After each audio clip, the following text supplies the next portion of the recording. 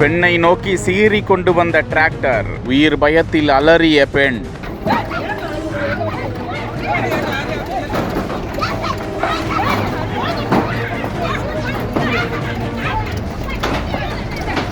நிலப்பிரச்சனையில் 3 பேர் மீது வழக்கு பதிவு.